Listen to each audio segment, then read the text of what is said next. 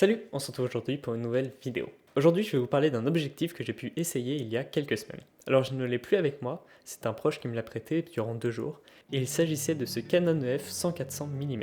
En plus de ce 100-400 mm, j'ai également eu en prêt un téléconvertisseur de chez Canon, ce qui me donnait au final un 200-800 mm. C'est justement là-dessus que j'ai trouvé intéressant d'essayer cet objectif. Donc pendant 2 jours, pendant environ 3 heures à chaque fois, je suis sorti faire quelques photos d'oiseaux. Le chat qui a voulu aller là où il fallait pas. C'est bon? On va continuer avec toi dans les bras, ok? Donc pendant à peu près 2-3 heures tous les jours, je suis sorti essayer de faire quelques photos d'oiseaux. Donc voilà à quoi ça a pu ressembler.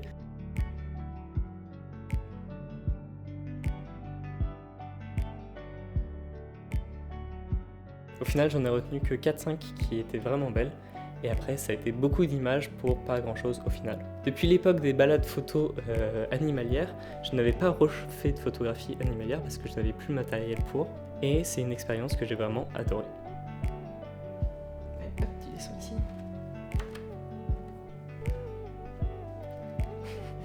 Il va se taper l'increuse dans toutes les vidéos maintenant. Bon, je vais quand même soulever quelques points qui m'ont plu et déplu avec cet objectif. Le premier truc qui m'a bluffé avec cette optique, c'est que malgré le doubleur de focale, donc qu'on soit sur des ouvertures de f9 à f11, la mise au point couplée avec le Canon EOS R6 était juste incroyable. Il détectait parfaitement les oiseaux et n'avait pas trop de ratés, ce qui m'a permis de découvrir le deuxième point que j'adore sur cette optique, qui est son piqué.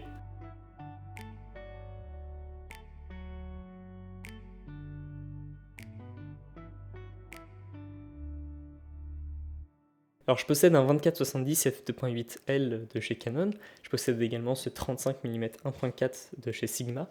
C'est des optiques qui sont extrêmement piquées, mais comparé à ce 100-400, vraiment elles ne sont pas au niveau.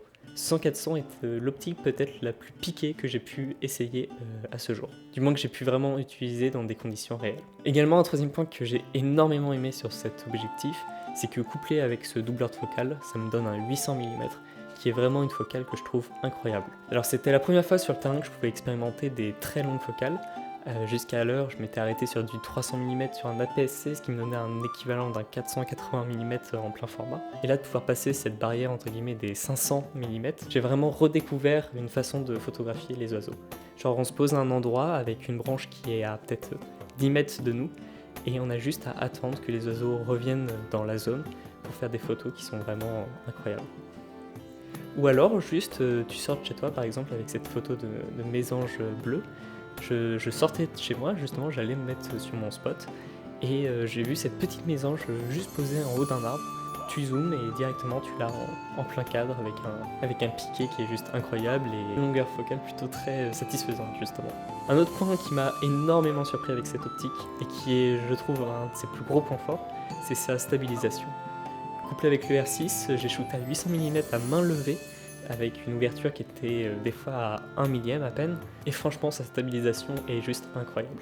À peine on appuie à mi-course sur le déclencheur, et bien on a l'image qui ne bouge plus, et pour faire les photos c'est juste parfait. Bon, en face, malheureusement il y a 2 gros points faibles, je trouve, 2 gros points négatifs que je me dois de soulever par rapport à ce combo, donc objectif plus doubleur de focale. Le plus gros point négatif que j'ai trouvé, c'est son ouverture. Alors le 100-400 de base ouvre à f4.5 et f5.6, avec une petite ouverture glissante.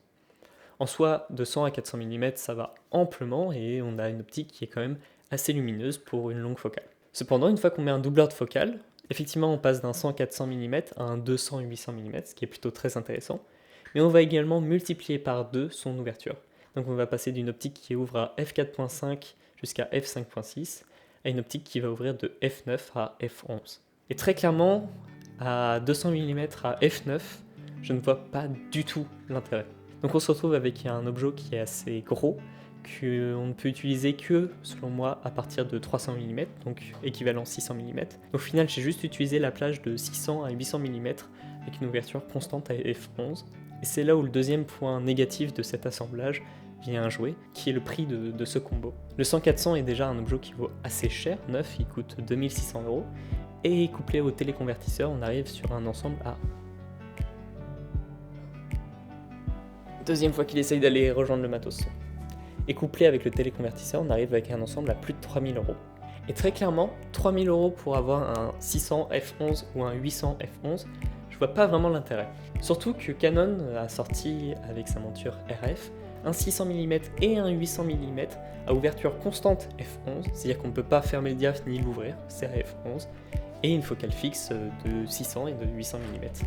Et selon moi, ces objets qui sont proposés aux alentours de 1000 €, un peu moins pour le 600 mm et à peine plus pour le 800 mm, sont beaucoup plus intéressants, du moins sur les Canon EOS R, ils sont beaucoup plus intéressants qu'un 100-400 avec un doubleur de focale. Au final, avec le 100-400, on a une optique qui est assez grosse, assez encombrante, le tout qui n'amène pas vraiment un plus par rapport à un 800 mm f11 de chez Canon en monture RF. Bon, n'empêche, si on enlève le doubleur de focale, le 100-400 est une optique vraiment très intéressante.